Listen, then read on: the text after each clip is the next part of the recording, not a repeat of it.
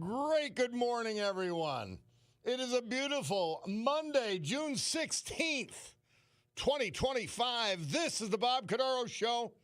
I am he.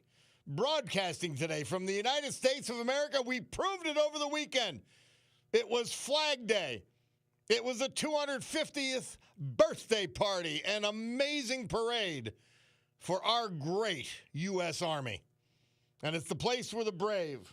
Like veterans we honor today, but we've lost this year.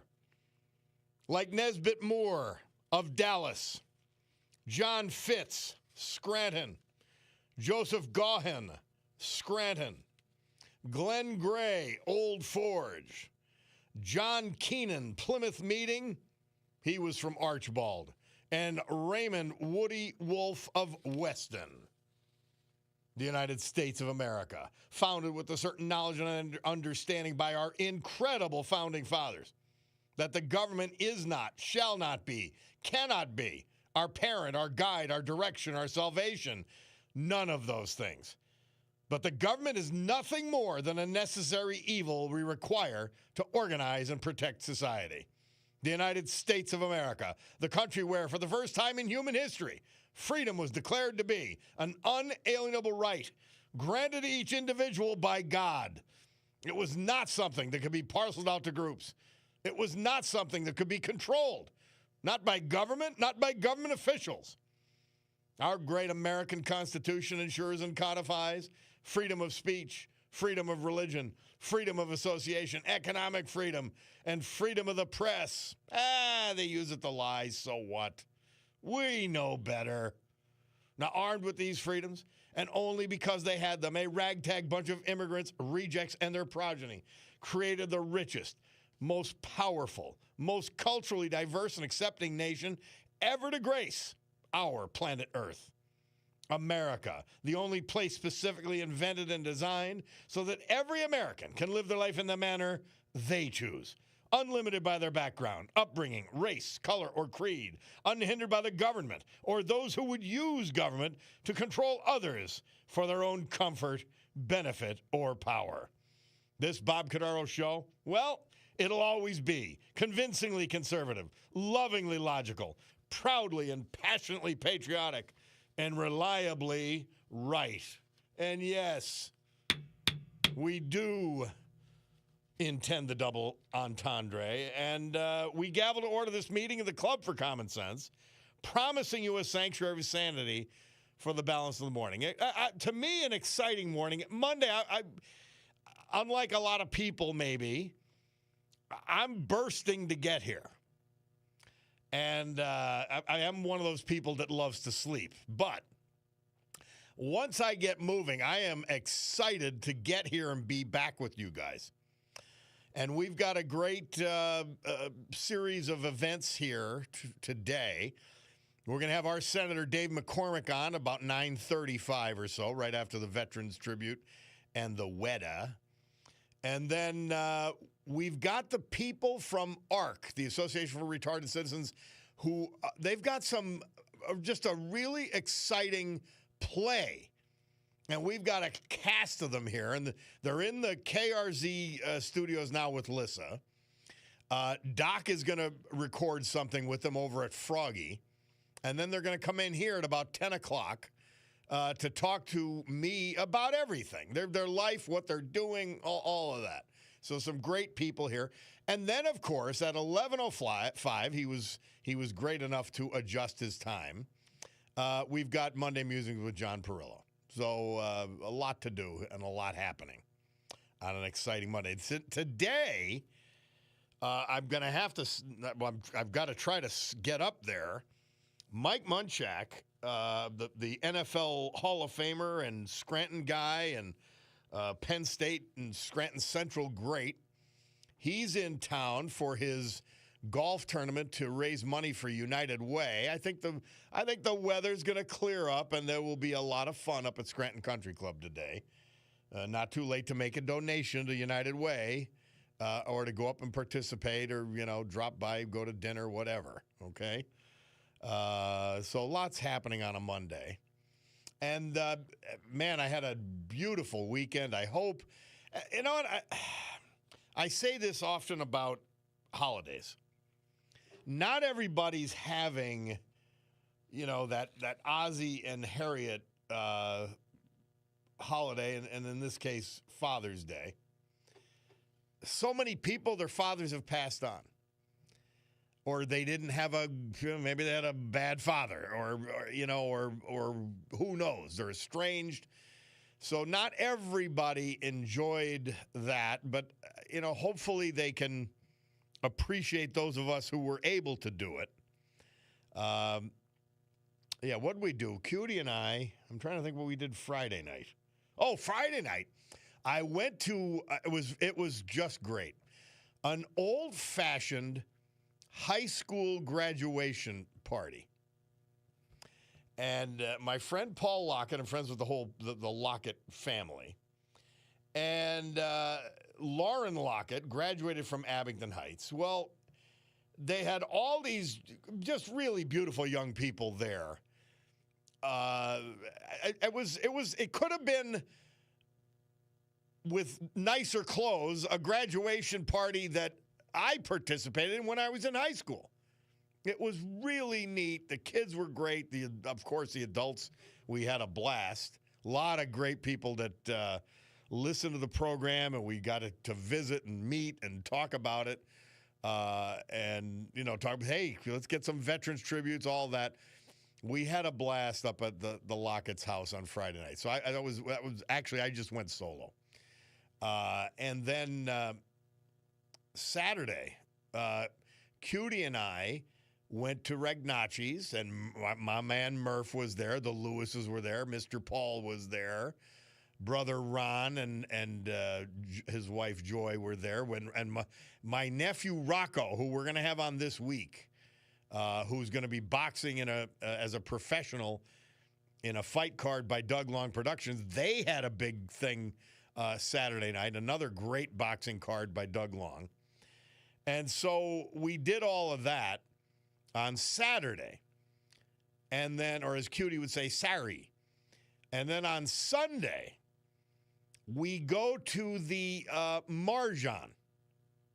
So the only one of my kids that could go was my oldest son, who brought his daughters and his pregnant wife to the event.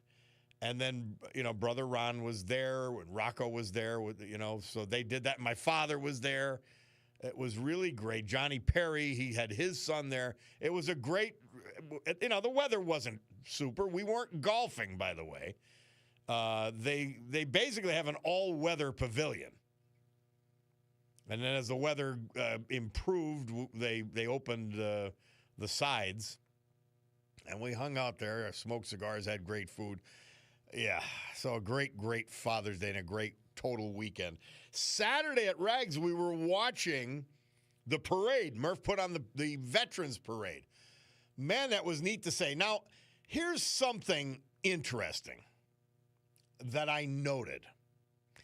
I watched our soldiers march, and initially I was sort of a little ragged, a little sloppy. I don't know if any of you noticed that. But, when we see these dictatorial parades with China, Korea, the Soviet Union back in the day, they're marching in lockstep perfectly. Everybody, the movements are all perfectly coordinated. Well, I'm watching this for as numbers of troops are going by, and I'm sort of, I wasn't like, they're not. And then I realized, do you know what the strength of our Army, our military has been since the country was founded, and actually before? Remember, the Marines, the Army founded in 1775. The Navy. So, you know what? We don't march in lockstep. And that independence of action and thought has been our winning ingredient against tyranny since the beginning of the Republic. And I've said, I don't want them marching in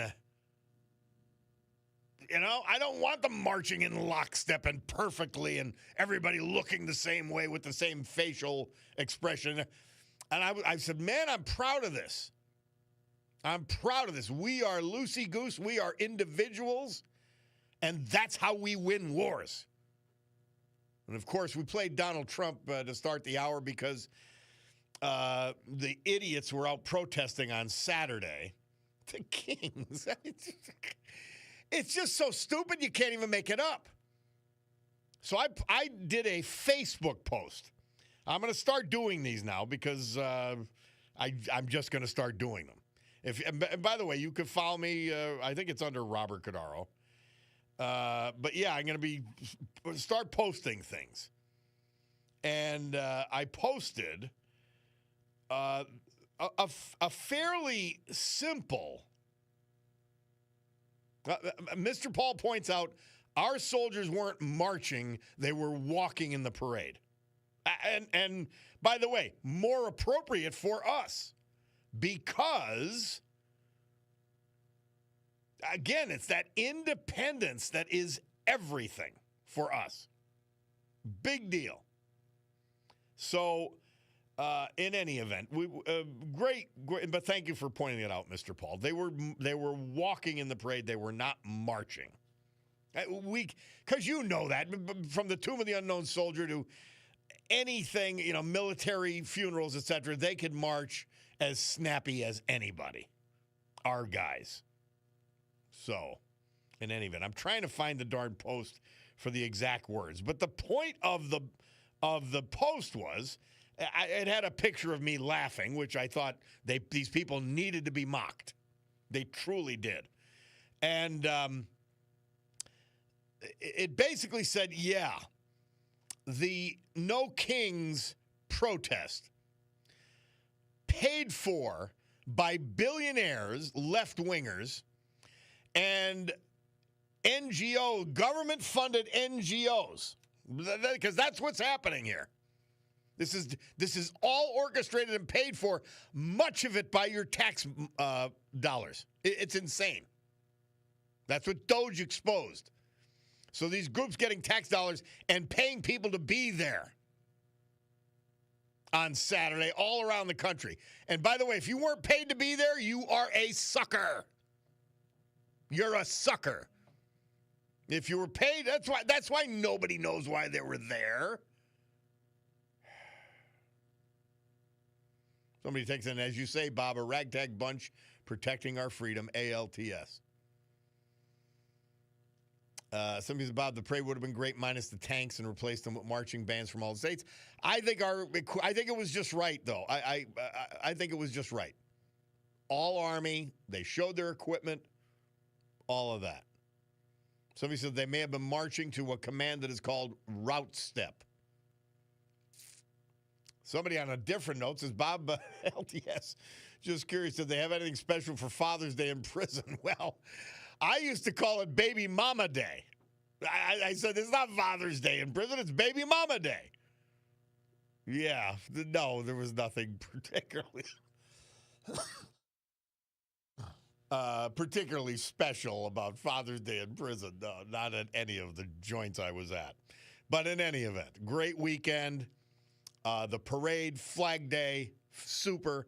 We're going to play Raggedy Old Flag when we come back because that Johnny Cash song spells it all out, doesn't it? Let's do this. Hear from our great sponsors.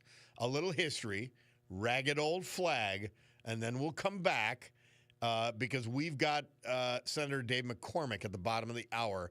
He's been doing some exciting things, and he's got a fascinating event happening next month. We'll take a break and be back. It's the Bob Cordaro Show.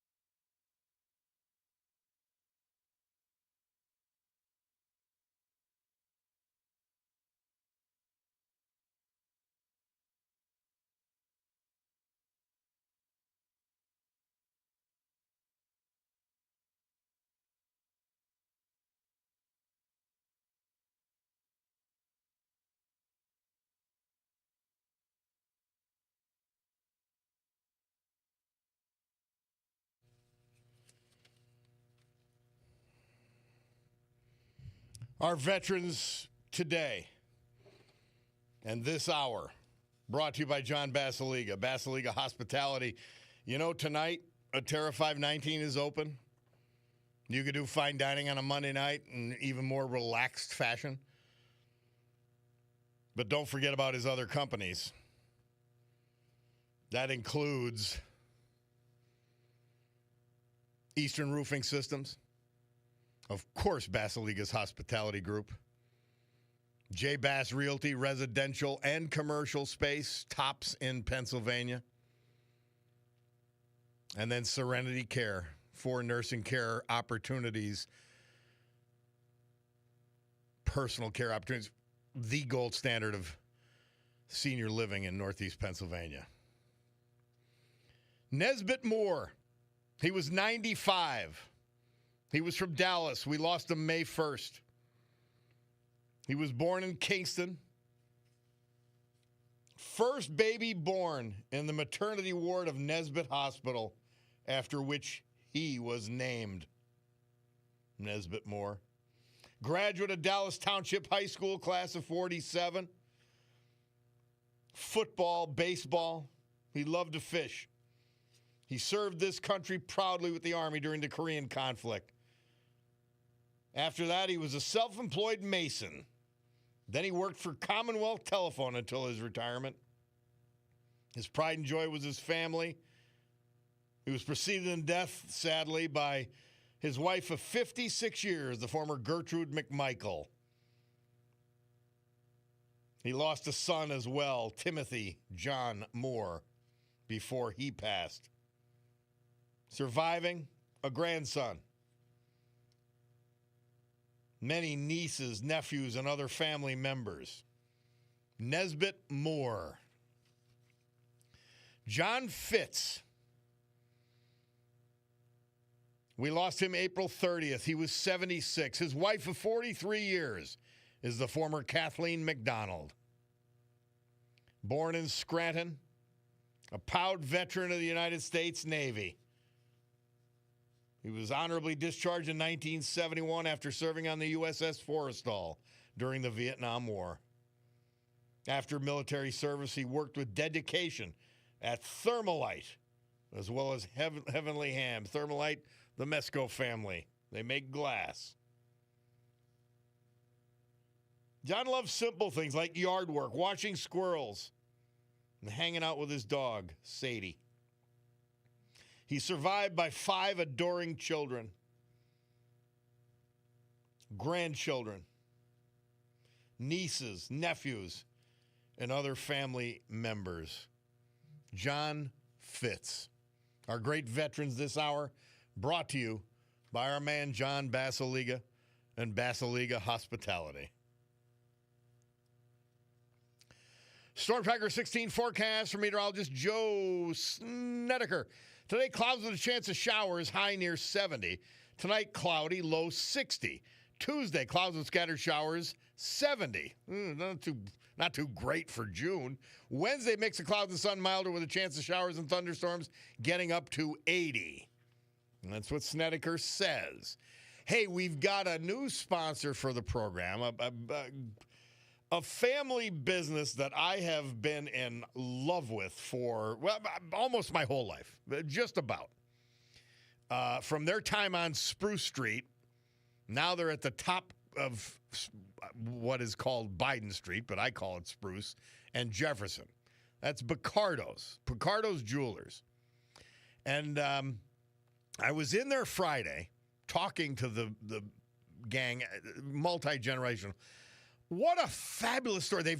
You've got to go to see Picardo's Jewelers. You've got to go see it. Have a cup of coffee, have a cocktail even. I mean, absolutely beautiful. I'm looking around at these watches and everything. And so what we've decided to do is when I announce the time, and I've got to get used to doing it at a specific moment, at least a few times an hour, we're gonna call it the Picardo Jewelers time of the day, and we may call it for example, watches. It is the watch store. It's a fantastic jewelry store too. Just ask Cutie. Anyway, Breitling, Oris, Longines, Michelle, Shinola, Luminox, Swiss Army. That's just 7 of the brands. And I'm looking at these watches and I'm looking at the jewelry and I'm going, I'm just dazzled to be in that store and see a family that's been doing it great for all of this time. Absolutely incredible. And I loved being there, and I love having them on board with the program because they're fun, they're cool people, and they've been an anchor in downtown Scranton, holding it all down. Good times, bad times, all of that. So Bacardo's Jewelers, Bacardo Jeweler time right now, 9:35. And you know what that means? Because he's right on time because he's an Army guy. Our Senator Dave McCormick. Senator McCormick, welcome to the Bob Cordaro Show. Hey, Bob. How you doing? I'm doing great. Man, you must have loved that parade on Saturday. It was great. It was fantastic. And, you know, they did those video clips in there about West Point and Ranger School and all that stuff. It was like a walk down memory lane. It was awesome.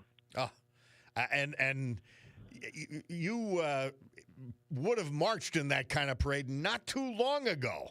You're not that old yet. Well, I wish it was a little. I wish it wasn't so long ago. But yeah, you know the thing. The thing about it is, I don't think you can watch that and just not swell with pride for America, for the sons and daughters who commit themselves, are willing to sacrifice everything so we can have the country we love, the freedoms we love. It was just a source of inspiration, and the contrast between watching those proud young men and women march in front of the reviewing stand and watching those idiots on top of cars, with masks and waving, burning the American flag and waving flags from Mexico and destroying property. It's just it was a real contrast of what's great and what we love about America, and also some of the things that aren't going in the direction we need. In some of the dark days of the Obama administration, and of course in the Biden administration, I would just go up to West Point to watch them on the parade grounds and say, man, there's hope for this country. And that's what Saturday provided. I couldn't agree more, Bob. And in my life, I graduated from there almost 40 years ago. But when I've had these tough moments where, trying to make a tough choice or having challenges, personal challenges or professional challenges, whenever I go to West Point, it always kind of brings a sense of calm because it puts everything in perspective. And, there's that great Psalm 121 about look to the mountains and you'll find your strength. And you can stand there on that parade field and look up to those incredible mountains in the Hudson Valley and say, hey, there's something bigger than ourselves, and there's something great and amazing about service and duty on our country, which is what West Point's all about. Well, Senator McCormick, you have hit the ground running, but you've done so many things. But I want to narrow it down. You were part of, and I heard the announcement from your office about Amazon coming to Pennsylvania with monster development. Yeah, huge. Well, I was standing there. I was just thinking to myself. So the announcement was in Berwick. And as you know, Bob, I went to high school about 6 miles from there in Bloomsburg High School. And I said, in 1983, if you'd have said to me when I was graduating that, 42 years later, I'd be standing in Berwick with the governor as the United States Senator announcing $20 billion of investment in Luzerne County and Bucks County, I think, and honestly, Bob, I think with more to come, and biggest investment in Pennsylvania's history. It's going to create thousands of new jobs, permanent jobs. It's going to, in these data centers, it's going to create thousands of surrounding jobs, hotels, drivers, restaurants, and it's going to create thousands of building trade jobs to build these great data centers, which then get refreshed every 4 years with all sorts of new work. Mm-hmm. It's just, it's amazing. And, it's part of what I'm calling, sort of Pennsylvania Rising. It's just one great announcement in a series of good things. So about a month ago, maybe a little bit less. The president announced the Nippon U.S. Steel partnership was going to go through. I was involved in that. So was Dan Muser, your friend and my friend, where they're going to invest $14 billion in U.S. Steel, new facilities, $2.5 billion in the Mon Valley outside of Pittsburgh. Again, that's creating thousands of new jobs, about the 10,000 building trade jobs to build that new arc furnace. We have this Amazon announcement, which is going to create thousands of jobs across Pennsylvania. We have something that I announced on Thursday where President Trump is going to come, and I'm launching a first energy innovation and artificial intelligence conference in Pittsburgh. And you may remember when President Trump was in his first term said, listen, I'm more worried about what's going on in Pittsburgh than Paris. When they were having those negotiations on climate change. Well, this is about bringing all this new investment to Pennsylvania because we are uniquely equipped, Bob. We've got bountiful energy up in your part, up where you are, Northeast, where I grew up, Southwest, where I currently live, huge energy resources. We have these incredible building trades. And, when you're in this artificial intelligence game, it's all about speed.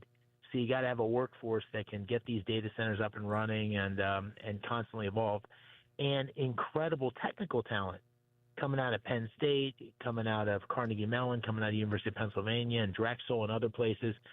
So we are uniquely competitive for getting this big investment. We just got to go make the case. And this Energy Summit, July 15th, where the president's going to come, and we're going to have CEOs from technology companies, from energy companies, big investors, the building trades. It's going to be a great step forward in terms of both solidifying more investment and I think bringing the national media to Pennsylvania to see everything we have to offer. And what I think is extra great about it, we're talking with Senator Dave McCormick, is that you did this in your campaign with the intent to showcase us. And now you got the president coming in only 6 months into office to highlight your efforts. And on top of that, and coincidental with it, you and John Fetterman, he joined along, introducing a bipartisan bill to move a DOE office, Department of Energy office, to Pittsburgh. Absolutely fabulous. And with Trump showing up here, it's a real possibility. Hey, good stuff's happening. And, you and I talked about this. The thing, I think most people just know that Washington is it's just gotten stuck in its old ways. It's not looking to change. You get people that are dug in, whether people have been serving forever or the lobbyists. And it's just so my goal is to shake things up. So two things I've done so far. One is introduce term limits, legislation to support term limits. I told you when I ran I was going to do this, and then I said no matter what I'll term limit myself to 2 terms. So I've introduced term limits legislation, which I'm going to push forward to basically say, listen, you should not make a career out of being in an elected office in Washington. That's not what our founders imagined. But the second thing is these big, huge bureaucracies, they're just sitting in Washington. So you get a bunch of people regulating people in Pennsylvania who have never been on a natural gas, never been on a fracking rig, never seen this up close and personal. They're disconnected from the people who they're influencing. So I thought, and I said this during the campaign trail, let's get the Department of Energy moved to Pittsburgh. We're the second largest energy producer in the country, natural gas, coal, all forms. We got a huge nuclear installed base. And so this first move, what Senator Fetterman did with me, is the Office of Fossil Energy and Carbon Management, which is like all the sort of leading edge technology. It oversees the nuclear evolution of nuclear technology. It oversees the Strategic Petroleum Reserve. And these are great jobs, great scientists, researchers that we would move to Pittsburgh. We already have some of them there. This will add to it. And by the way, Senator McCormick, beyond appropriate, because the leading, formerly leading American company in the nuclear space was Westinghouse, headquartered in Pittsburgh. No kidding. You're absolutely right.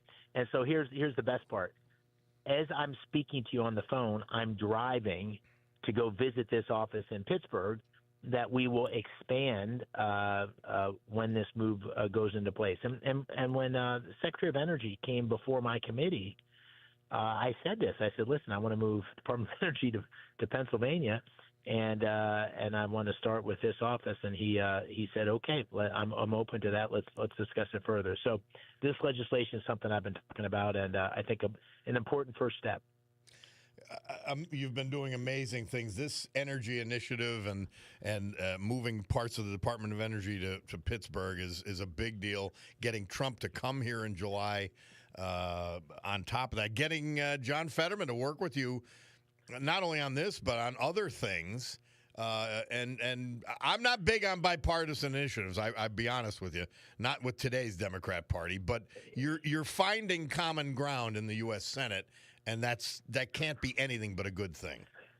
Yeah, that's the way I think about it. You know, you with John Fetterman or other Democrats, on most things we disagree, but on the things we can agree on, let's work hard to get things done for Pennsylvania. And that's, you and I talked about this. I got elected in a state where there's 13 million people, 7 million voters, and I got about half of them.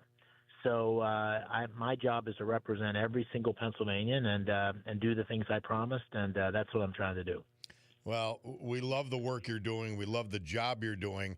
On something more, I guess, immediate and maybe prosaic in a way, where are you in terms of looking at the big, beautiful bill, which is now on the Senate's agenda? You know, first of all, we got to get this done. We got to get the president's agenda moving forward. It's going to be good for every Pennsylvanian.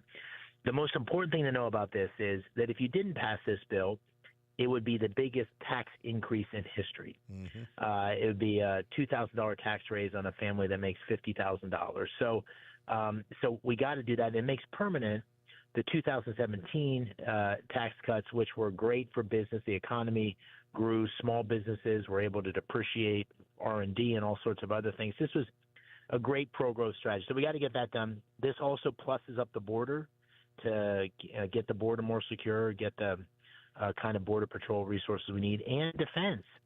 I mean, we are in a dangerous world, Bob, as we see with what's going on with Iran and with Russia and Ukraine. So it does the basic things we need to do for the president's agenda, including for those working families, no tax on tips, including no tax on overtime and no tax on Social Security. So this is a great step forward on the president's agenda. The big challenge is how to do these things and also begin to get control of the out-of-control spending that got so much worse under Joe Biden.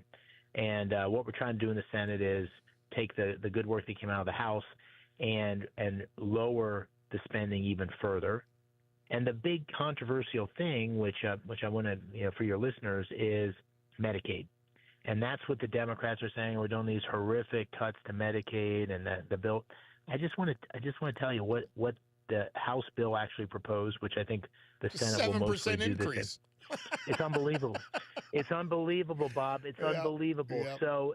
So what is this Medicaid has grown $250 billion a year over the last 5 years in terms of incremental spending. And you're right. What this does only in government, when the Democrats are saying these huge cuts, the cuts are to slow the out of control growth. And so if you look over the next 10 years, at a minimum, it was going to grow 5% a year. Now it's going to go under the House proposal 3% a year. And what it does, it just says the following thing. If you're a working age man without dependents, then you have to have a requirement to work to be eligible for Medicaid. And people say, well, they can't get a job. Well, if you can't get a job, then you can volunteer 20 hours per week, 80 hours per month. And that's the requirement to be eligible. And listen, the people I grew up with think that's pretty reasonable. You shouldn't get. Yes. Yeah, I mean, honestly, the people I grew up work 80 hours a week. So this is the one of the areas of controversy. I think we're going to make the bill a little bit better. I think it will get passed by the House and the Senate.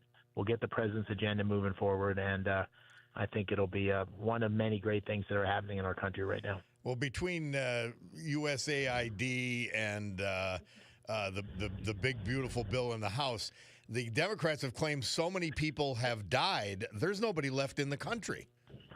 Yeah, that's the thing. When you're not in the middle of this stuff and you read it in the newspapers, you're like, wow, what's going on there? But when you're in the middle of it, how outrageous the misrepresentation is just hard to believe. So I go just like a business guy. But the team starts to talk to me about it. I say I want to go through the numbers. I want to make sure I understand how everything is affecting people in Pennsylvania. And if there's something in the bill or something that the president proposes that I don't think is good for Pennsylvania, I'm going to be fighting hard to make sure Pennsylvania is protected. That's where my allegiance lies, and so far so good. Senator Dave McCormick, our guest. Someone wanted to make sure that we point out that you're not physically driving while you're on the phone, so you don't get in any kind of trouble. No, that's right. That's right. I am not driving. I'm all safe. Yeah. Well, Senator McCormick, thank you so much. We love having you represent us. We're damn proud of you. And we tell you, just keep doing a great job. We'll follow along. And as always, this show is yours anytime you want it. Thanks for having me, Bob. All the best to you. Thanks again. Our Senator, Dave McCormick, will be back.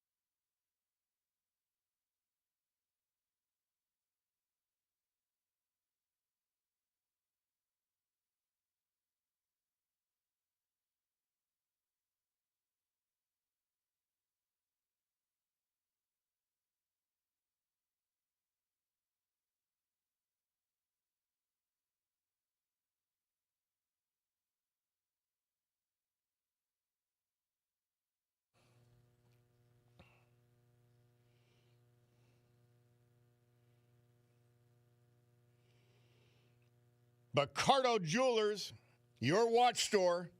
The time's 9:58. That's Roy Orbison. Murph tells us he debuted with his first single. Never heard that before. Ooby Dooby. This date, 1956. Bob Cordaro back with you. Yeah, so I told you, this old school high school graduation party I went to, and there was just so many great guys that I get to hang around with and talk to and meet. New friends and guys I knew a little bit before that I now know better, like Tim Seachock and Tom Orban and Dave Abel. And I'm telling you, I had a blast. I said, I got to drive home. I got to leave. But we had cigars and all that. Great time. And so shout out to all those guys. Great to be with you. You know that, though, of course. All right. We've got on the other side, we've got the people from the Ark. They've got a great play coming up and other events. So we're going to have a cast of thousands guesting here in the 10 o'clock hour. I'm looking forward to that. But for now, I guess we must say, because it's 9:59 on the Picardo watch, that it's time to go to the news. It's the Bob Cordaro Show. We'll take this break, and we'll be back.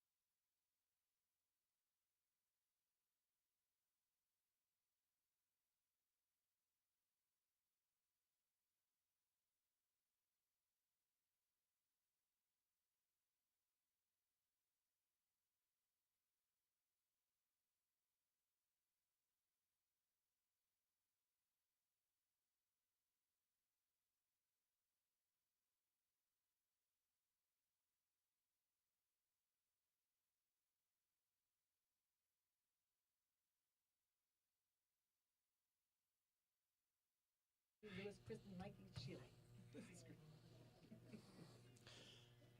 And the people behind me now, you're on Blinded side. Yep. TV.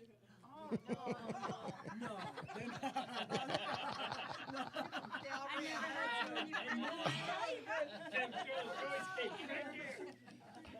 You're kidding, right? Joey don't care. She's on TV. Oh my gosh. How fast there's everybody moves. Great good morning, everyone. 10:05 a.m. That's Bacardo's watch time here in the great Northeast this beautiful Monday, June 16th, 2025. This is the Bob Cordaro Show. I am he, and it's a big day to defend our country, our values, our honor, to fight for America and honor the brave veterans we lost this year, but who we celebrate this day thanks to our man John Basiliga and his great companies. And they are Joseph Gaughan, Scranton, Glenn Gray, Old Forge, John Keenan, Plymouth Meeting, but he was from Archbald, Raymond Woody Wolf, Weston, John Fitz, Scranton, and Nesbitt Moore, Dallas. So with history, our great founding fathers, and the incomparable Constitution of the United States of America as our guides, let us continue today's battle. Gaveling back to order this meeting of the Club for Common Sense, and if you heard the noise of the bit of a cacophony, if you will, we've got some people from the Arc of Lackawanna County here. They've got a production coming on, the Archangels on Stage. A Willy Wonka flavored theatrical extravaganza. Lackawanna College at the Penn Security Bank Theater, Vine Street, Scranton, Thursday, June 19th. Okay, so that means this Thursday, 7 o'clock. And we've got a gang and a half here, and I'm in heaven. Jerry Featherby, you're the ringleader here, so start us off. Tell us about this. Thanks, Bobby, for having us on. We are so excited to be here. And they just did KRZ with Lissa, and they did Froggy with Doc, and I said they've reached over 70% of the people listening to the radio right now, and deservedly so. Just fantastic. And if we can get that audience filled to capacity at Lackawanna College, we would be thrilled. Thank you so much for having us here. How you doing, everybody? Yeah. We've never had this many people in the studio, I promise. So excited.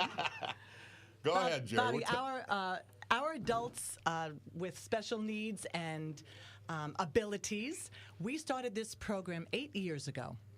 And Betty Morkin approached me and asked me if I would be willing to direct a musical or a play, and I said absolutely. So we brainstormed, and we came up with an idea of a red carpet, and we would make a big deal out of this. That first year we had about 30 participants. And we call them stars because they are stars. Aren't you stars? Yeah. In every sense of the word. And we put on a show of skits and song, and we have with us Lindsay Cocker, who has been my assistant and at times have taken over directing the shows, and she was with us that first year and has been with us ever since then. So for 8 years we've been doing this, and it just generates an incredible joy and excitement in our lives. Right, Linz? Yeah, so thank you. As Jerry said, I have been with our program since its inception back in 2016. I was in high school, and Jerry was my teacher, and she invited me, right, and this is where we speak of inclusion, that we're integrating the community, young high school students, and beyond with those with differing abilities. That's part of our advocacy with this program. So I first and foremost would like to invite you on June 19th at 7 p.m. to the Lackawanna College Auditorium to see our stars perform. We would be thrilled to have you there. We are supported initially by the Lackawanna Arts and Culture Grant, and so we thank them very much for the ways that they've supported us over the last 8 years. And this we are allowed to bring in as many people as we want and make as many people as we want a part of our show, giving them a chance to maybe do something they've never had the chance to do before. So we are so privileged to be here, and we are privileged to have this opportunity to show the abilities that extend beyond what you would normally see. Normal Kristen. Ooh, she got a little scared there. Kristen, were you part of the Archangels on Stage when we went to North Pocono? Yes. And performed that first year? Yes. You remember that? Yes. I remember everything. Is it time yet? Yes. For the show? Yes. Yes. Good job. Yeah. Oh, we have a ham here. I know more than one. We've got a ham here. You can tell. That was one of the highlights. After we performed that first year, we went to North Pocono High School, and the entire, I don't remember the grade level, maybe it was 4th or 5th grade, but that's part of the project. That's part of the goal, is to bring awareness to the community through the schools, that once, beautiful stars graduate high school, right? Yeah. Right? Their lives go on. Yeah. And they're enriched by the arts. And so this really sets them going, right, guys? Yeah. Yeah. Yeah. Mikey, come on over. Okay, pay attention. Okay, pay attention, everybody. Mikey's on. That's Okay. my line, Mikey. Mikey, what is your part to play in Willy Wonka Flavor? My part is Grandpa Joe. Grandpa Joe. And do you have lots of lines? Of course I do. Are you looking forward to Thursday night show? Amazing. Yeah. Yeah. How do you remember your lines, Mikey? I can't do that. I practice it. I practice. Over and over. Yep. Oh, my gosh. That's amazing. Thank you, Bob. Yeah. Hey, who else do we want to talk to? Let's give a talk to Zach. Zach, come on up. So this show is very special because we don't have... Yeah, Zach, you could talk in that microphone right there, right to your left. There you go. There you go. Zach, we know this show is extra special because we don't have just one Willy Wonka, do we? No. What part do you play? Willy Wonka. Ah, how many other Willy Wonkas do we have? There's 2. There is, 3 Willy Wonkas. Everybody loves the lead role, right? Yeah. Yeah. What's your favorite part about being on stage? Being on stage, I like to be as Willy Wonka because he sings and I can dance and all that. All of that. That's Pretty great. neat. Pretty neat. It is. What do you do outside of the Archangels on Stage experience? Where do you work? I work for Goodwill in Castle Avenue. Terrific. And are you there every day? Yeah, like Monday for Friday. But not right now, huh, Zach? They gave you the day off. Good, good. We know the No. great people at Goodwill. They gave him the morning off. Oh, let's back be to work this clear. afternoon. He'll be a superstar when he walks in today, right? Yeah. You have everybody tuning in? Right? Everybody at work is tuning in? Yeah. Terrific, We're, Zach. we're talking to the gang from ARC this Thursday night at Lackawanna College's great auditorium on Vine Street in Scranton. They have this incredible event, the Archangels on Stage, a Willy Wonka flavored theatrical extravaganza. Again, this Thursday, 7 o'clock. Tremendous stuff. Jerry, who else do we want to talk to? Because I'm going to, by the way, so everybody knows, you are all going to have to say hello to our audience and give your name. So that's coming up, but let's see who do we want to talk to next. Great. Next, we're going to talk to Tommy. Hi, Tommy. I like my favorite parts. I like the gunners. And I love to be like every place. Yeah. Tommy, one of the things that I notice about you when you're on stage is your dancing ability. I like dancing and sing for a long time. We know it. You got that body moving and grooving, Tommy. Wait till you see Tommy dance. Tommy, you have a little bit of a group solo this year, right? I did. Yes, and what part do you play? I sing it a long time. I was singing chorus. Goodness. And you play the part of someone from Germany, Augustus Gloop. Yep. Oh, I remember that character. I like that. Yeah. He's the one who goes and gets the extra chocolate, isn't he? Yeah. Ah. What's your line? What is your line? I love chocolate. Yeah! Terrific. That's right. That's right. Thank you so much, Tommy. Next up, we have Matt. Matt, how long have you been with the Archangels on stage? I've been with the Archangels on stage since He has to think. That was a kind of a trick question. Yeah. You weren't expecting that question. Let me help you out. Okay. You've been with the Archangels since the very first year. yeah. So this is your 8th show. Wow. 8 shows. Yeah. That's Wow. 8th fabulous. show. Yeah. And you played a couple of lead roles along the way. Yes, I have. Yes, you have. And this year, what part are you playing? I'm playing Charlie Bucket. Yes, you are. Charlie Bucket. Nice. And what line do you have? Do you remember one of your lines? Let's see. I won. What did you win? The golden. I won the golden ticket. Yes, that's right. That's right. And you have a little solo dance singing the Yeah. song, I Got a Golden Ticket, right? Yep. Yeah, yep. It's going to be so much fun. We're so happy to have cast you as that role. Well, guys, hold on. We have some commercials. Okay. Because for all the money we're going to pay you before you leave, we've got to make some money ourselves. We're going to take a break on the Bob Cordaro Show. Then we do a little history from different eras, a little bit of music, and then we're going to be back with the gang from the Ark Thursday night, Lackawanna College. You won't want to miss it. We'll be back. It's the Bob Cordaro Show.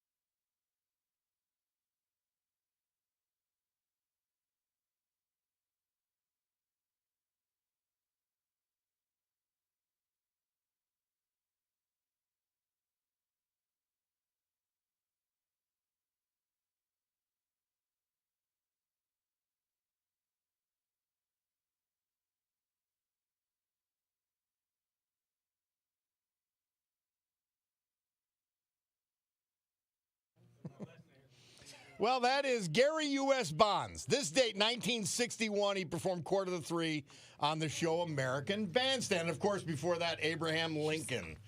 A house divided against itself cannot stand. Bob Cordaro back, and we got the gang from ARC. They're performing Thursday night at Lackawanna College, 7 o'clock. That's Thursday, June 19th, in the big theater, the People's Security Bank Theater. It's the Archangels on stage, a Willy Wonka flavored theatrical extravaganza.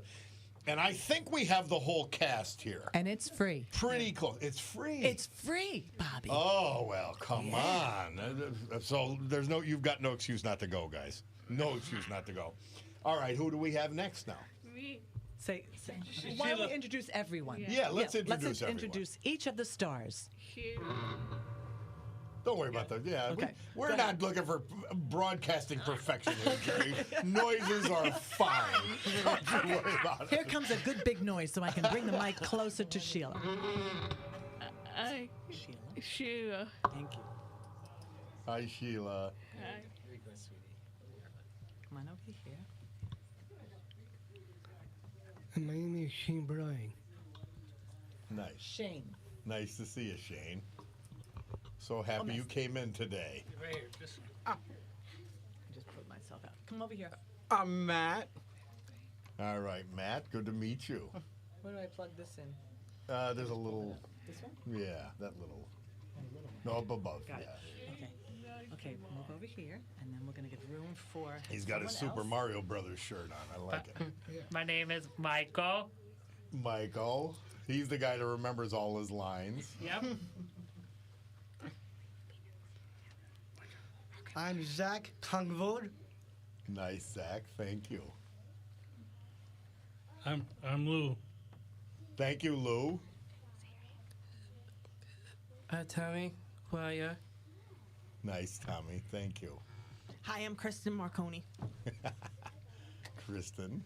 Mike Mieski. Nice, Mike. Thank you for being here. Thank you for coming down. Who else do we have? So those are the stars. We also Okay. have the parents, but we will not be introducing them. Oh, they don't want to. Are you all shy? They're all shy for some reason. We are going to have a couple of the parents speak because they're going to speak on the beauty of what this entire experience has done for their children. But first, I'd like to introduce Jaden Kosick. Kosik. Yes, of course. So I've had Jaden since she's a freshman. That would be about 6-7 years now, and I still can't pronounce her last name. So That's all right. there we go. Why don't you tell them what part you play in this and how you are involved? Yes, I am a theater buddy, and it is such a unique experience, wonderful experience. We not only help with lines and choreography and just the characterization with these theater stars, but we also have a connection with them. We bond with them. We have genuine connections and friendships with all the stars. It's a very inspiring and empowering experience watching these special needs adults take stage. It highlights their resilience, their creativity, their determination, watching them overcome all these obstacles and finding this passion that they have and expanding on it. Yeah. Many of us theater buddies, we have started as theater buddies, and some of us have gone on to work in the summer camps, and a lot of us were actually inspired to go into education for a degree, and a lot of us also special education. How about that? Lindsay, yeah, why don't you speak on that just for a second before we get to our stars and back to introducing. Go ahead. So, as I said earlier, I started this as a theater buddy when I was in high school. When I turned 18, I heard about summer camp at the Arc of NEPA, and I applied, and it was one of my favorite jobs I've ever had. And then I worked at the Arc of NEPA for a while, and this was all while I was pursuing my degree in secondary education English. I am a teacher at Abington Heights High School, where I get to use the skills I've learned in these jobs with people who have unique abilities to foster who I am as an educator today. Yeah, yeah, very good. So, Thank you. You know, the beauty is everybody's learning. Yes. Everybody's growing from this. Yeah. Everybody. And this whole arts experience is it's new, certainly, to northeastern Pennsylvania. And there are not many theater companies in the United States that do what we do, having this 1 year experience. Each year we have this experience for them. And there are about 4 companies. And those companies tend to go from show to show to show. And we're not there quite yet, because we don't have a permanent space. But, it's a possibility. Yeah. We've grown from 30. We have 38 stars in this year's show. We're talking about the Archangels on Stage, a Willy Wonka flavored theatrical extravaganza this Thursday, 7 o'clock, Lackawanna College at the People's Security Bank Theater. Beautiful theater and quite an amazing group of people. Who should we talk? I want people don't always know what ARC is and what its mission is. Can you handle that one, Jerry? No. Somebody behind us that's not that's not microphone I'm not shy. mic shy, but I'm such an integral part of very specific. Right? Mine is a specific role that I play each year. So the mission of the ARC, you can read it online. Would be a great way to acclimate yourself to what the ARC has to offer, its mission. The person that would be able to speak on that is not here, Betty Morkin, and also she is the chair of the Education Committee for the ARC. And Eileen Williams is also Eileen Rempe. I said Williams, didn't I? Yeah, Eileen Rempe. She's our main go-to gal there. So we want to give her a shout out and thank her for everything that she's done for this. And the ARC is located at Meadow Avenue, Scranton. I know. They do Meadow Avenue. such great work for special people all over Northeast Pennsylvania. Group homes. They have a day program. This is only the smallest part. This is only a small part of what ARC does. That's the amazing thing. Oh, and very this is small. a major effort. Yeah, just to be clear, it is a very small part. There is, Lindsay, they have a whole program with bowling, right? And yeah, so the ARC, as a previous employee of the ARC, I could offer a little bit of, I don't know that this is like verbatim their mission statement, but they work to ensure the health and well-being of those with physical and intellectual disabilities and providing them opportunities in the community. They work with advocacy. They work, to ensure that our adults, our children with special needs have the ability to be integrated into the community and to experience inclusion. And so their work is really important. And as Jerry said, we are just a very small part, but an important part, a different type of thing. I will say that the ARC day program, offers a space for these adults to go and work and be surrounded with each other and their staff that they love. They also have a recreation program, a bowling program. They have lots of opportunities for our guys to get involved. And so, again, one of the many parts. There's a wonderful recreation program at the ARC of NEPA who provides many opportunities for these guys. This is incredible. It is incredible. It is. Thank you. I'm amazed at this program. Because we've had ARC on before, but this is, Yeah, I'd like to introduce Dr. Kevin Cregan. That is Sheila's dad. And he's going to speak just a little bit about how it has really changed Sheila's life. Nice. This experience. Please, step up there, Doc. As they say, step up to the mic. That's okay. We need a little oil in here, don't you worry. Well, first of all, my daughter Sheila has been involved right from the start with this program.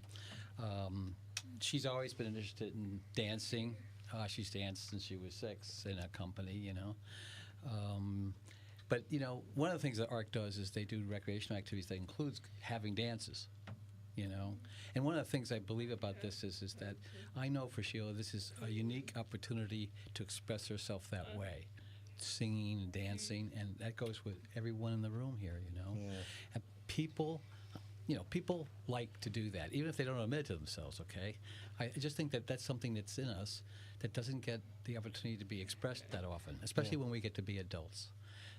But the thing is, when we do get the opportunity, I think it's just such a great thing. And I know she feels joy when she does this, as I'm sure that's true of everybody, And so this has been great. And once you could perform in front of people, you start to realize, these kids start to realize they could do anything. Yeah. Yeah, absolutely. That's totally true. It's just good for how you feel about yourself.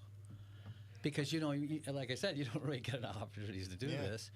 So the fact that they do is a wonderful thing. And Jerry's, and all the people that have been working with her, that's just been fantastic. Yeah. And wow. And, of course, we all hope that as many people as possible come. Yeah. Because I think they'll really enjoy it. I guarantee that. And I think that they'll also share in some of that joy, Because when you watch, you guys have a few more minutes? Yeah. All right, we've got to take a little bit of a break here. Hear from some of our great sponsors. We get to do our Veterans Tribute and the weather when we come back. And then... Then I just want to focus on these, because we have Shane, Tommy, Lois, some additional, Kristen, Mikey, and Sheila, just to say we'll a word. Introduce some new people and have them say hello. Good. The Ark, they're with us. Thursday night, the Archangels are going to be performing at Lackawanna College, a Willy Wonka flavored theatrical experience, 7 o'clock, People's Security Bank Theater. Don't miss it. And it's free. We'll take a break and be back. It's the Bob Cordaro Show. Woo!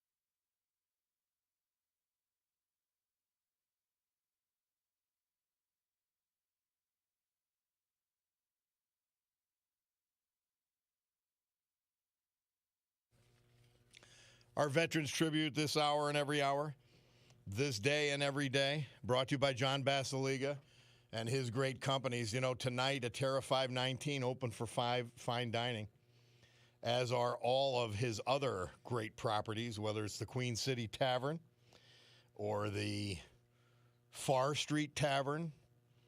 All of them are great. The Old Brook Inn, Springbrook Township. You name it, you'll enjoy it. Joseph Gaughan, he was from Scranton. He passed away April 29th. He married his high school sweetheart. Mary and he had been married for over 62 years. He graduated from St. Anne's High School, then joined the Navy. He loved to fish. He loved to hunt. He was preceded in death by his dad and his mother, but he's survived by his wife, Mary Gaughan, his brother, and many other family members, including his children. Joseph Gaughan. Glenn Gray, he was from Old Forge. We lost him April 30th. He was 78 years young. Born in Moosic, is the son of the late Wayne and Verna Bells Gray. He was a graduate of Old Forge High School, and he proudly served us in the U.S. Army during the Vietnam War era. He married his darling in 1968. That was Bonita. They were inseparable and married for 56 years. When he returned to Old Forge, he worked at GoEx Powder Mill for 33 years. He then began Glen Gray Truck Company, which he owned and operated before truck driving at NFI, a job he was still at his passing. His work ethic was absolutely amazing. He was an outdoorsman. He survived by his wife, Benita, 3 children, 4 grandchildren, and many other family members. Glenn Gray Sr. And he, all of that brought to you by John Basiliga and his great family of companies. Storm Tracker 16 forecast from our man, meteorologist Joe Snedeker. Today, clouds with a chance of showers, high near 70. Tonight, cloudy, low 60. Tuesday, clouds with scattered showers, high 70. Wednesday, a mix of clouds and sun, milder with a chance of showers and thunderstorms, but it'll be about 80 degrees. And we are back with this great gang from the Ark. They've got a big performance Thursday night at the People's Security Bank Theater at Lackawanna College, 7 o'clock. It is free to all. It's the Archangels on stage, a Willy Wonka-flavored theatrical extravaganza. Jerry, tell us more. Well, I think And have if more this is of the us. weather that we're having, Yeah. we definitely need to pack that audience. It's indoors. It's That's indoors. right. That's what I'm thinking. So no excuses if it's raining, right? Right? Absolutely. So we have. You like that one, huh? Yeah. Matt liked that one. Yeah, Matt liked that one. You can get one over here. So that's what you can tell everyone, okay, Matt? You tell them if it's raining, you need to be at Lackawanna College on Thursday night watching me, Matt Wild, on stage. Nice. Who else are we've got more stars here? We do. This We're going is to like a introduce- Hollywood premiere. We've got more stars. Speaking of Hollywood premiere, you know, they walk a red carpet. Nice. Oh, yeah. Before the show, As they walk should. as they should, and they wave to the audience before taking their spot on stage. So next up, we have Shane, right? Shane, tell us what part you play in the show. I play Lumpa Lumpa. Oh, the Oompa Loompas are going to be there. How fantastic. Shane, we have auditions, Bob. We actually have auditions the first night of our practice. So this is high end here. Uh-huh. They have to audition in order to get their role. And Shane danced away, and so he had a part. We said, he needs to be an Oompa Loompa because his dancing ability is beyond anything you can imagine. Right, buddy? Yeah. Yeah. Yeah, you dance at weddings? Yes. Yes, you do. People circle around you at weddings, don't they? Yeah. I know this because I was at a wedding where you were, and people were circling around you watching you dance. Yes. And you were enjoying it, weren't you? Yeah. Do they call you Shane the Showman? I like that name for you. I just made it up now. I think Shane the Showman's a good name for our I guy. think you got that right. You know what? The program hasn't been printed yet. It's going in the program. Shane the Showman. I love it. Thank you. Next up, we have Tommy. Tommy, hit up a microphone over there. There, you have 2 of them. Okay. Tommy, say hello to the listening audience. Hello. Good job. There we go. And Tommy, what part do you play? I love my favorite parts. I am play Curtis. Augustus Gloop. Yeah? Yeah? Now, he doesn't have to fall in chocolate during this show, does he? I do. Yeah. Thank you. Thank you so much. Next up, we have Lewis. How you doing, buddy? Good. Lewis, this is your first show with the Archangels on stage. Am I correct? Yes. Are you a little bit nervous? No. I know. Oh, there's no stage fright in this room. I can tell you that. Isn't that true? How crazy is that? Yeah, Lewis, what part do you play? Oompa Loompa. And before you were an Oompa Loompa, do you remember the part that you had? Grandpa. Yes, you were Grandpa Joe. Joe. You were cast as Grandpa Joe. And then we had our big dancing audition. And just like Shane, Lewis got up there and he was nailing the dance audition. So I said, Lewis, would you mind, instead of sitting there in your chair like Grandpa Joe has to do before he dances, would you mind playing the role of Oompa Loompa? And you said yes. Mm-hmm. So you have a little solo spot, don't you? Yeah. With about 5 or 6 other Oompa Loompas. Yeah. Yeah, you come all the way downstage. Yes. Yeah. Do you remember the name of the choreographer that you follow? Do you remember her name? Huh? Tina. Tina. Tina. We're going to give Tina a shout out, and her sister Jen. We're going to give them a shout out for their years of being with us for the last 8 years as choreographer and assistant choreographer, right? Yeah. Yep. And they were like, oh, he needs to dance. That man can dance. And what is your favorite part about being involved with the Archangels this year? I like the movie. Oh, you like the movie? Oh, that's why you decided to come, because you know the movie and you thought, oh, okay, I can be on stage with this. Mm-hmm. That's it. Thanks so much. Thanks so much. Next up, we have Kristen. Kristen. Hello. Hello. Okay, this microphone doesn't like me. Oh, yes, it does. Yes, it does. Kristen, how long have you been with the Archangels? For 8 years, since 8 the years. beginning. Yeah, yeah. And what part do you play? I play another Wonka. How many Wonkas are there? 3. Three But Wonkas. I have a little cane. I'm gonna try to do what Timothy did in the movie. Yeah, the one I gave you. Oh, about nice. that? Good job. Good job. So I'm gonna work it down on the red carpet, and if you like Timothy Chalamet's version of Wonka, come down. That's it. Come and see. By the way, a come lot and see of people Kristen. are asking, where do they get tickets? I said, you just It's show free. up. Just show up. Yeah, show That's a up. It's great- free. That's a great question. Yeah. Thank you. It's free to do. Yes. Yeah, you just walk in. Yeah, walk we'll in have, the and we'll have some building. basket raffles. Yeah. You know, sure, because it's fun. Also, and we're have- selling candy too. We are selling chocolate candy And if bars. you get a golden ticket, you get to stand up when we're singing the golden ticket song. And we What have a better thing to sell than chocolate candy on Willy Wonka show. I That's love right. it. With a golden ticket. Yeah. There is a prize How about beyond that? Ah, Nice. we didn't tell you that, did we? No. All right. Thanks so much. Kristen, anything else you'd like to say to the I just hope audience? to God the show goes good. Oh, it will. It will. Watching you guys here, I don't have any worries about that. I have none. Zero. I Mikey, don't go. you're up next. All right, Mikey. He's been waiting patiently. I like Mike Look, he TV. took a chair and everything. Yeah, he moved over. Now, you can't take that chair with you. This is just for now, okay? I like Mike TV. Mike TV. Nice. And are you familiar with the movie? Yes. And when you watched the movie, did you know that you wanted to audition for Mike Yes. TV? Ah. And not just because your name is Mike. Yes. The tickets. Yeah. Yeah. And tell me, what do you like about being involved with all the other stars?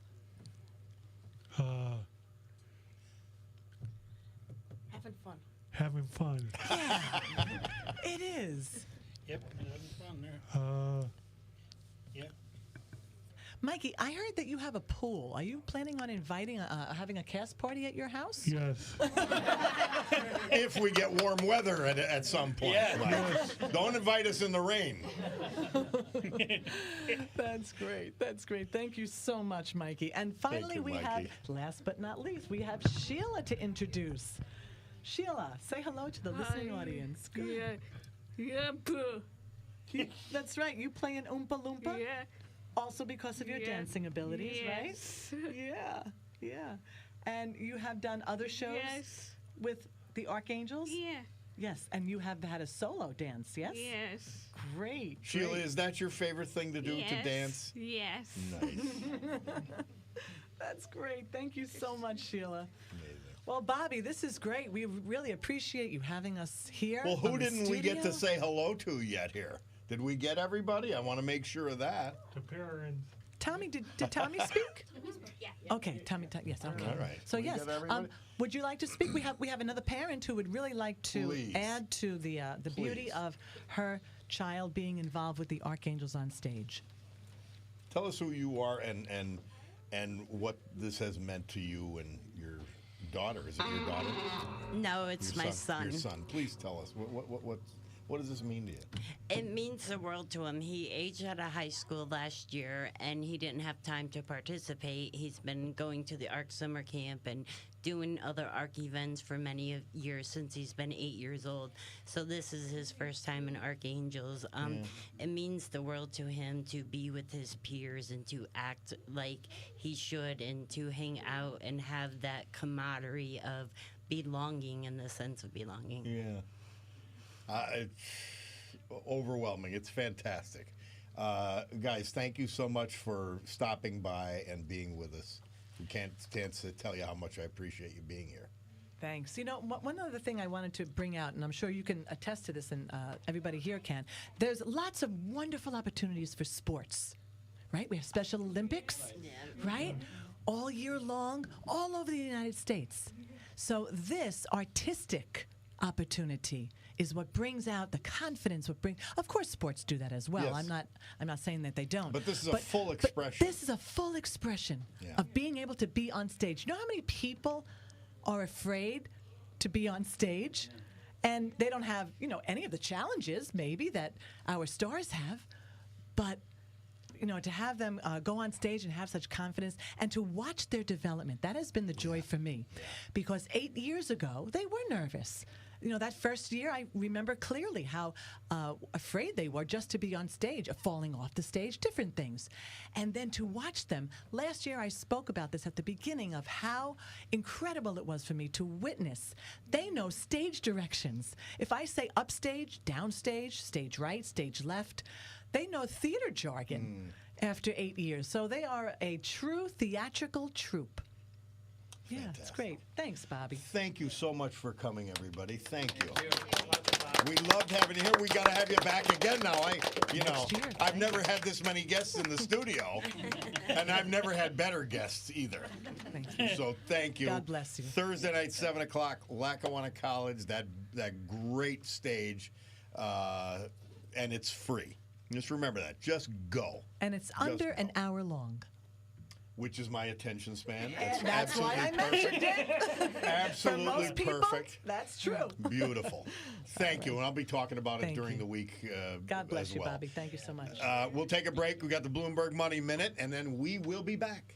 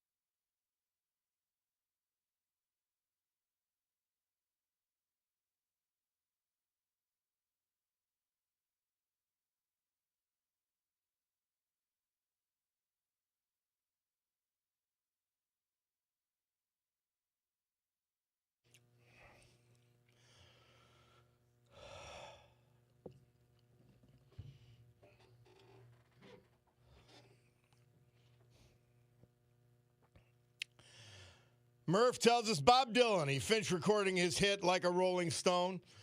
Columbia Studios, New York City. This date, 1965. Picardo watch time, 10:58. Remember, you get Breitling, Oris, Longines, Michelle, Shinola, Luminox, and Swiss Army, all at Picardo Jewelers. They're pretty good jewelers, too. You want to talk about great people. I can't wait to see this performance on Thursday. I just cannot wait. What amazing people and amazing parents, too, you know? Absolutely amazing parents.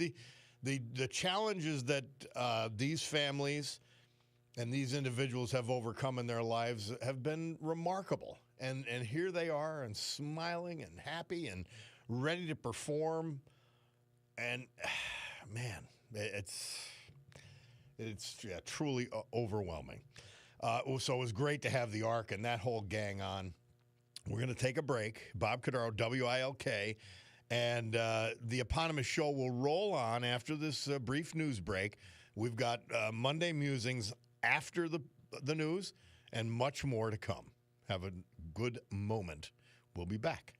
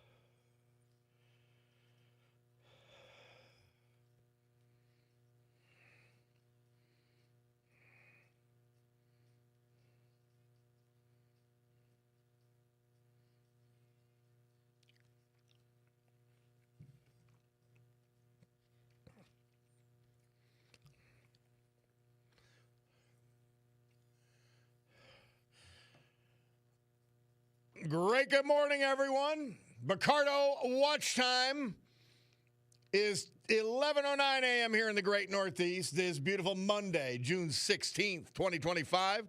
This is the Bob Cordaro Show. I am he, and it's a big day to fight for America, defend our values, and with the help of our man John Basiliga and his great family of companies, to honor the brave who have made us and kept us free. People like veterans we lost this year, but have a great opportunity to celebrate today, thanks to John. Glenn Gray, Old Forge. Joseph Gaughan, Scranton. John Fitz, Scranton. Nesbitt Moore, Dallas. John Keenan, late a Plymouth meeting, but he was an Archbald guy. And Raymond Woody Wolf of Weston. So in history, our great founding fathers and the incomparable Constitution of the United States of America as our guides. Let us continue today's battle. Gaveling back to order this meeting of the Club for Common Sense. Promising a sanctuary of sanity for all of you. Well, it was a sanctuary of inspiration all last hour. And I would urge you, if you want to be inspired, Thursday night, 7 o'clock, Lackawanna College, in their main beautiful auditorium. They will be performing this Willy Wonka thing. And just overwhelmed the whole hour. Just beautiful, beautiful people and beautiful families. And we want to thank you and welcome on board our great new sponsor, Bacardo's. Bacardo Jewel Case. And they've been the premier jeweler in Northeast Pennsylvania forever, generation after generation of the great family.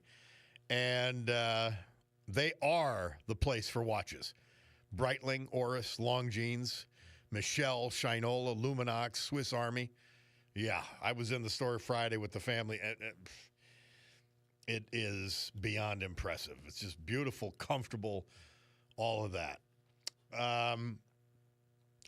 Yeah, so you heard, obviously one of our favorites, Senator Kennedy from Louisiana, quizzing a left-wing professor who's just outright lying. I mean, they run from everything. They run from what they say. They run from what they believe. Well, why would you believe it if you're ashamed of it?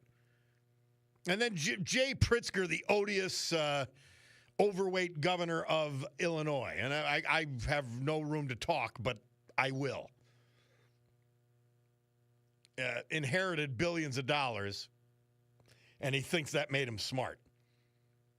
No, Governor, you started on third base. You did not hit a triple. And he being questioned last week. I mean, they want to deny everything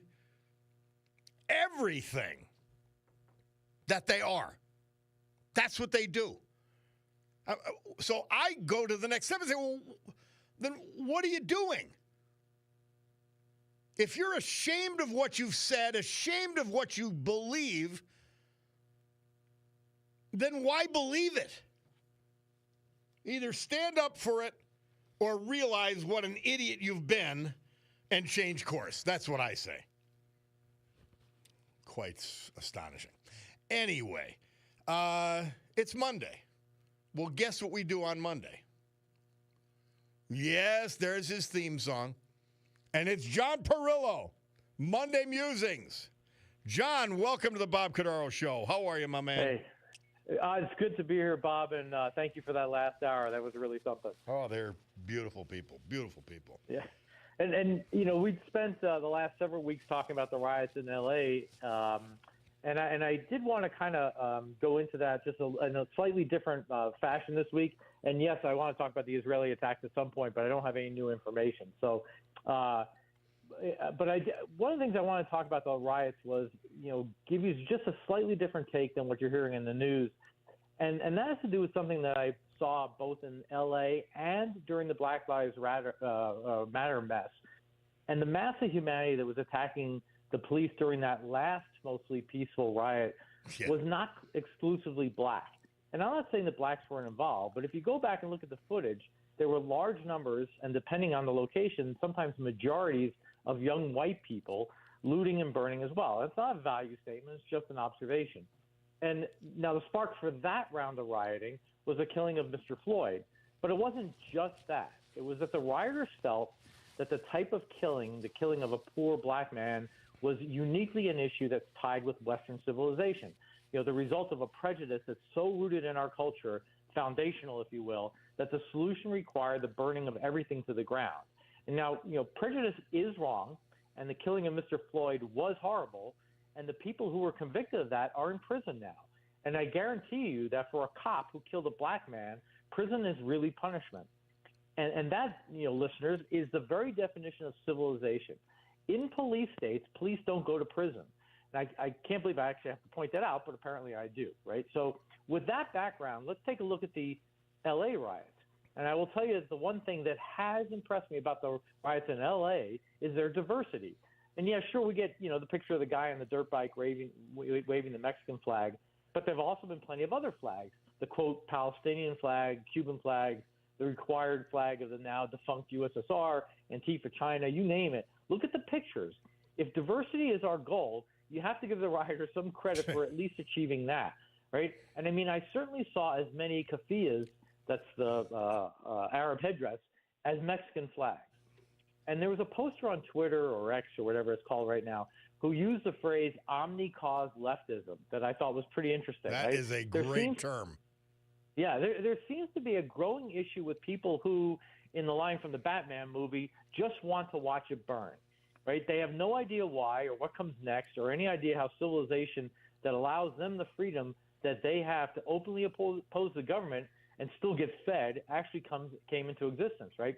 In most non-Western countries, Mr. Floyd would either have been imprisoned or executed or starving on a street corner somewhere long before he was killed during his arrest.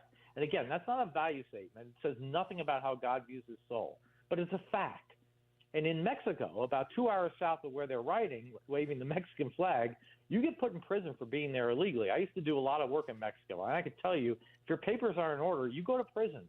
And those prisons make ours look like country clubs, and I guarantee you that nobody will protest on your behalf down in Mexico.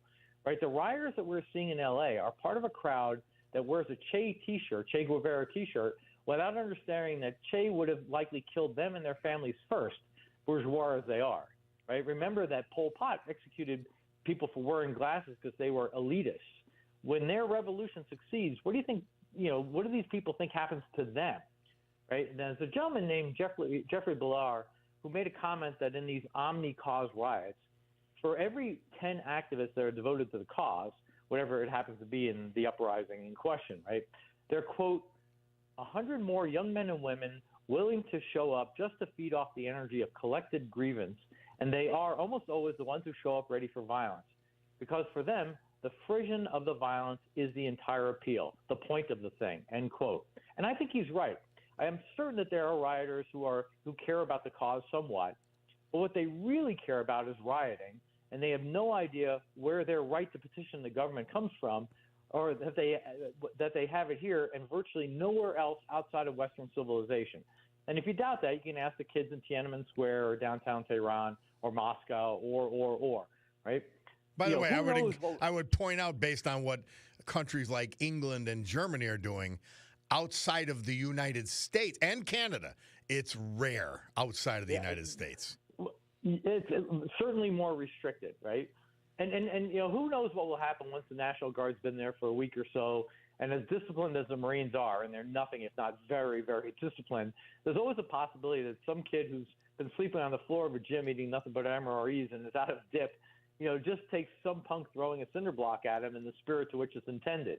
Like the kid wearing the Che T-shirt, this all looks good when you're playing it on a video game or watching the latest pro-revolutionary video on YouTube.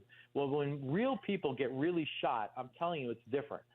And remember our discussion last week. You never know which action will trigger the next civil war. And in a correction from the comment I made last week, it was a guy in Tunisia, not Egypt, who couldn't get a permit to sell fruit, and his self-immolating resulted in the death of thousands, right? In 1978, it was a Turanian newspaper in Tehran publishing a critique of the Khomeini that resulted in riots that got out of hand, that resulted in the overthrow of the Shah, the destruction of that entire country, the loss of its standard of living as it rushed headlong into becoming, a 13th century garden spot, and the disaster that Iran is today. And we'll talk more about that at some point in the future.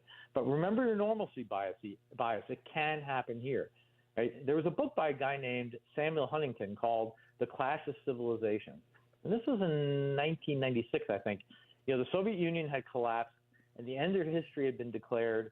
But what Huntington said was that with the end of the Cold War, all that did was open up the ability for civilizational wars. And up until that time, in recent history, it was the U.S. versus the USSR. But what that decided, and remember, this is 1996 before Putin came to power, every battle, every riot, every ideological split would be a clash of civilizations. And the burning of the American flag in those protests isn't just about immigration policy. It's a cultural clash. When some student chants from the river to the sea in a university that owes its very existence to Western civilization, and that, oh, by the way, could never exist in Gaza. Yeah. It's not about Gaza. It's about a clash of civilizations, right? And Huntington said that with communism defeated, the next war would be fought over culture, religion, and civilization. And again, this is 1996, and he predicted that the Western civilization would decline and that China and Islam would increase, and they would become the next key players in the next global conflicts. So if you ever meet him, you need to get his Super Bowl picks, right? So, just look at how we treat this violence in Gaza and this ongoing battle now with Iran and Israel. We can't even use the phrase Islamic terror. The press ignores that in Gaza they were using child soldiers. Nobody talked about human shields. The issue was not political. It's about civilization. The person who sends their kid to be a human bomb does not understand your unwillingness to do the same thing. And the reason why negotiations are impossible there, no matter what anybody thinks, is that there's nothing to negotiate with someone like that. It's not about politics. It's a civilizational clash. And the rioters in L.A. and elsewhere may tangentially care about, like, immigration policy, but what they really hate are themselves. And that's because they have been told in every way that everything that they have, everything that they enjoy, everything that they are is somehow racist, misogynistic, colonialistic, imperialistic, and some other istic that I probably forgot. And nobody has told them why that thinking is wrong. Civilization is not a group of people. It's a system of beliefs, of values, and an identity that takes millennia, not centuries, but millennia to develop. And these groups don't understand because nobody's bothered to tell them. And if you look at the collapse of old Europe, or the attacks against Israel or the riots in L.A., they all wind up being clashes of civilization. And this is a culture war, a religious war, and that's because the groups that are attacking each other aren't limited by, or even mostly consider nationality anymore. This is post-national. Now, I'd like you to allow me to give you a visual to think about until we get back together next week. Right? Well, let us take a quick break. We'll come back. We'll do that. It's John Perillo, Monday Musings. We will return.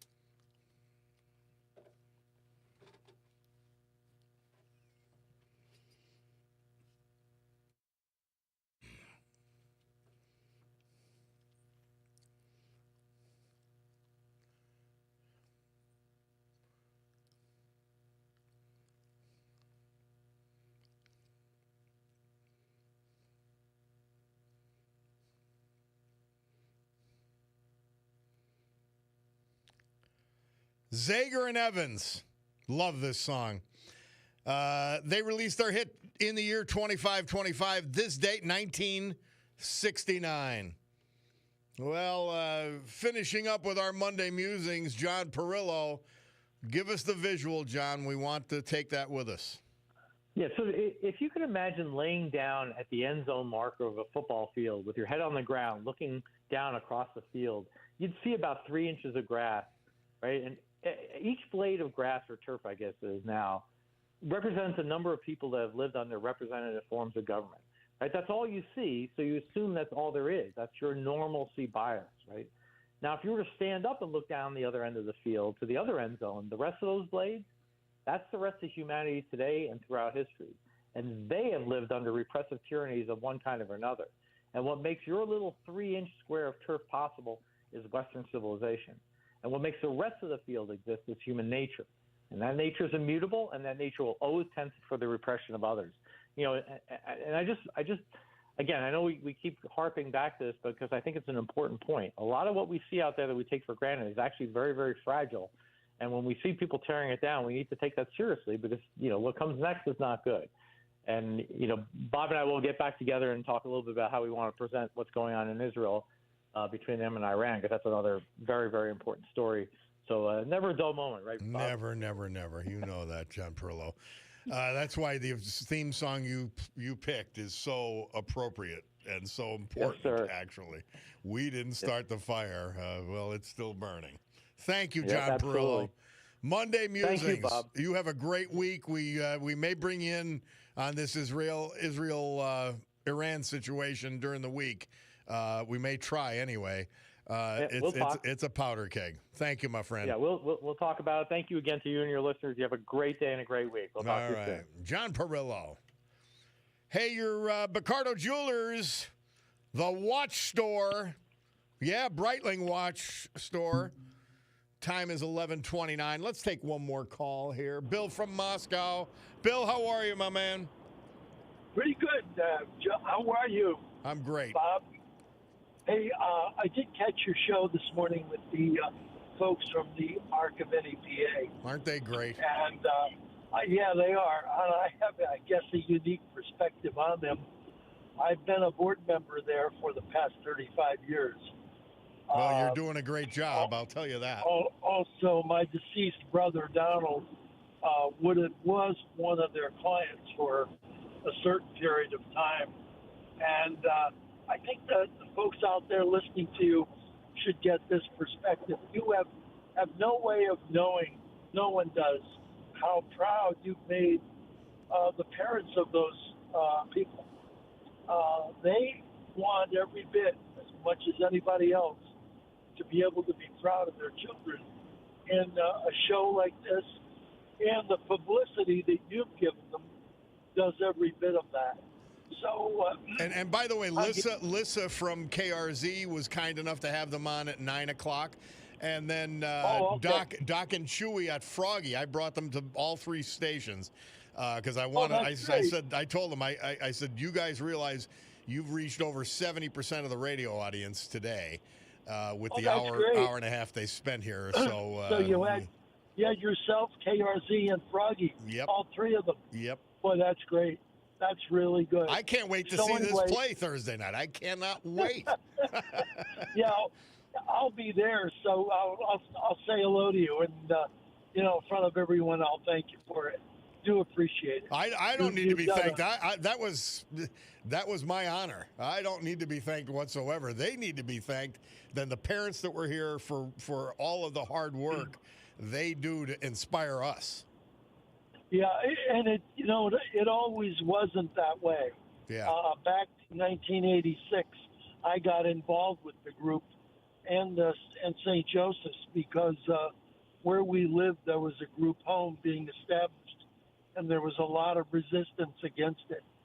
And growing up in Southside with my brother and one of his other friends, I could never understand how people would be unwilling to accept these people with care in their community in that kind of an establishment.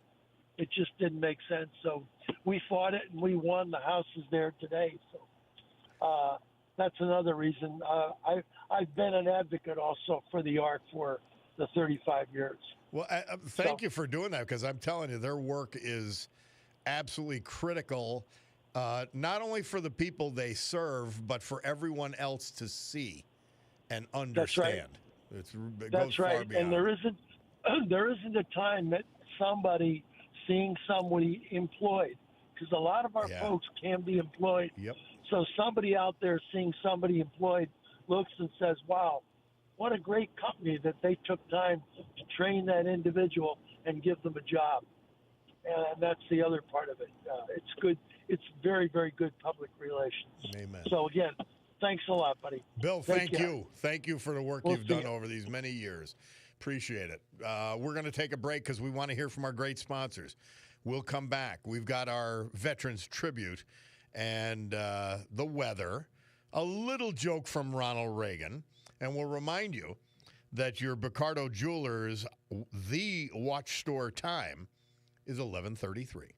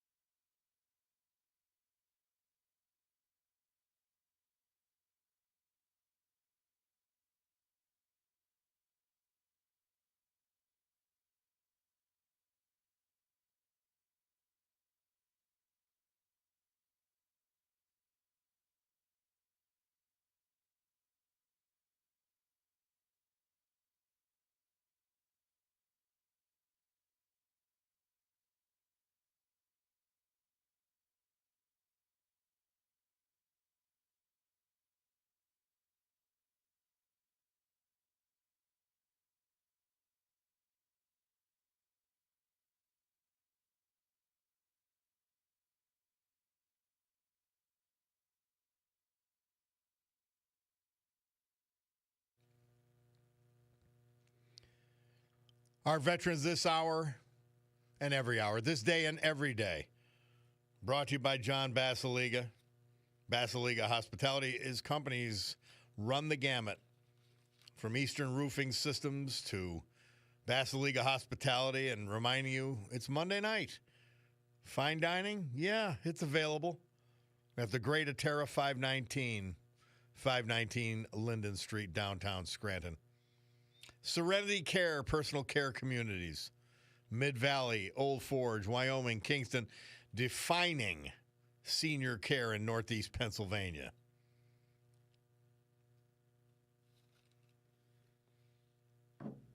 John Keenan. He was from Plymouth Meeting, but he was born in Archbald. Graduate of Archbald High School. He served us in the U.S. Air Force. Worked for decades at UPS, starting as a delivery truck driver and working up the ranks to management. Natural athlete, loved to swim, jog, bike, but he especially loved golf.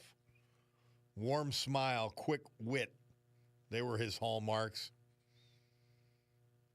Honest person, hard worker, fantastic dad, loyal friend. He's just survived by his children, a son and a daughter, 2 grandsons, many other family members. John Keenan. Raymond Woody Wolf. He was from Weston. He passed away May 5th at the age of 77. Born in Shenandoah, he spent the past 36 years in Weston after moving from Nuremberg. He graduated from Frackville High School, class of 65.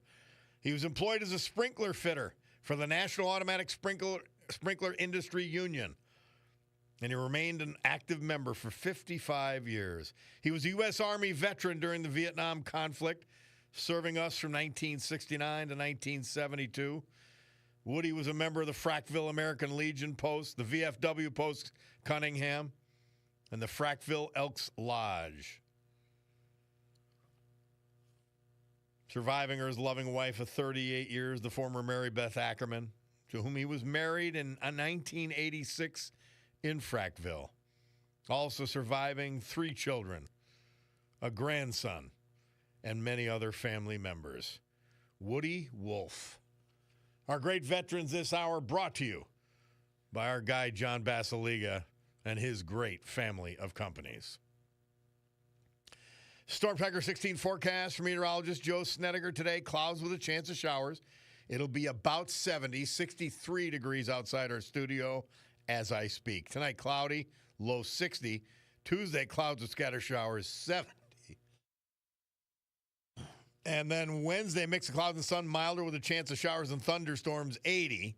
He didn't give us the weather for Thursday, but it doesn't matter because we'll be inside Thursday night at the Lackawanna College People's Security Bank Theater watching the gang from ARC, the Archangels, perform their version of the Willy Wonka deal. That'll be great. Our Ricardo Jewelers, the watch store. Well, the time is 11:39. Let's go to Joe in Berwick. Hey, Joe, how are you, man? Oh, I'm doing well, Bob. So there's something I want to comment on, but first I just want to give you an update of our little protest here over the weekend. I took a ride through downtown Bloomsburg right at about noon, and I didn't see anyone. So I don't know if they were fair weather protesters or not, how long they were out there. But my wife saw something interesting. She saw along the main street there 2 12-year-old kids parked their bikes and were holding up signs saying, "Honk if you like Trump." So, you know, what are you going to say? It restores faith in today's youth. That is funny. But yeah, so anyway, you know. These protesters are mostly gray hairs and then unemployed people who take a check from the billionaires and the NGOs that are fighting to keep government money, take our tax money to keep their drivel continuing. Well, you know, Bob, I hate to get negative or call people names, but it's reached a point where they are a special kind of stupid, and here's why. I don't know if you heard about that Minnesota, the Minnesota suspect, he was captured. The judge granted him bond, a $5 million bond, and the mainstream media spinning this saying, oh, well, it's unlikely he'd get out anyway because these are going to be federal charges. The man murdered 2 Democrats because they were Democrats, tried to kill 2 others. By the way, he murdered them. He murdered them because they voted to discontinue Medicaid and free health care to illegals. That's why they were killed.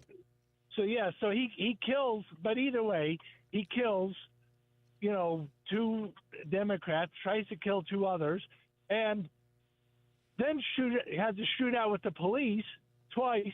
And when he goes before a judge and says, hey, any possibility I could post enough money to get out? And the judge says, yeah, I think we can do that. I mean, that's what I said. You got to be a special kind of stupid at this point. But then on top of that, what's sad is, and you brought this up with the reason why he killed them, we're hearing about how we need the illegals in this country because there aren't enough people to do jobs. And yet these same people, when told able-bodied people have to get jobs and not be on the welfare rolls, they go nuts and say that's how do you explain that when you're you don't want people to actually work, and then say, but we need illegals in here because there's a shortage of workers. Again, it's just a special kind of stupidity. You can't even explain it. It's like to be a left winger, you have to be a liar and a hypocrite. Period. There's no other. You aren't presented with any other options because that's who they are. They're wrong about everything. It's just what is. Yeah, So. I didn't. I was not aware of that though. He actually killed them because they voted like against party line. That's why he actually killed them. Yes, and it was frightening to this woman who was killed. They showed her after she cast her vote, and she was scared. She was frightened, and to think that she had her life taken just a few days later, it's eerie. Yeah. And this is a Governor Walz appointee. Well, he had stepped into it and said, because he saw that they were Democrats, these killings were political. Oh, yes, they were. One of your guys, one of your appointees, Governor Goofball. Yep. Yeah, absolutely amazing. Well, I just wanted to give you an update on that, and thanks for letting me back on, Bob. Always a pleasure. Thank you. We'll take a break. Bob Cordaro, WILK, Ricardo Jewelers, the Breitling Watch Store. Well, their time is 11:43.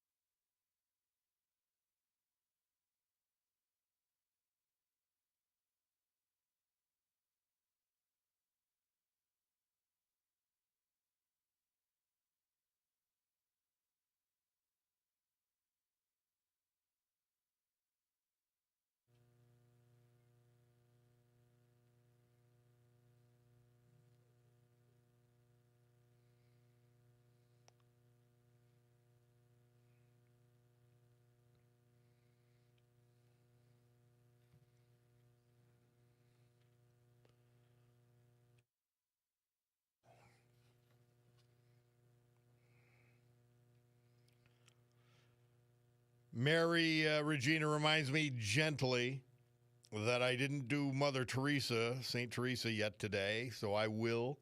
It's June 16th. Riches can suffocate if they are not used in the right way, whether they are spiritual riches or material. She always gets to the heart of the matter, does she not? Mother Teresa for June 16th. Thank you, Mary Regina. I'm telling you, I don't have... I have just basically zero respect for the opinions of the people who protested on Saturday. I mean, they're protesting based upon a pile of steaming lies. And there's no critical thinking if you don't know that.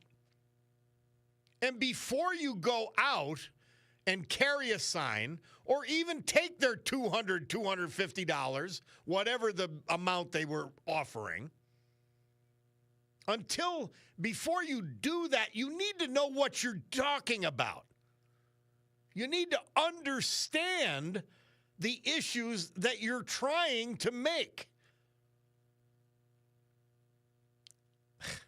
Yeah, the Omni protesters. They're just any left-wing cause or every left-wing cause, all based on lies, by the way. That's what they did on Saturday. That's what they did on Flag Day. That's what they did on the 250th birthday of our U.S. Army that has kept them safe and given them the right to protest. Well, you've got the right to protest, but you've got a duty to know what the hell you're protesting about and make sure it's truth. Well, it wasn't on Saturday. It was lies. We'll be back.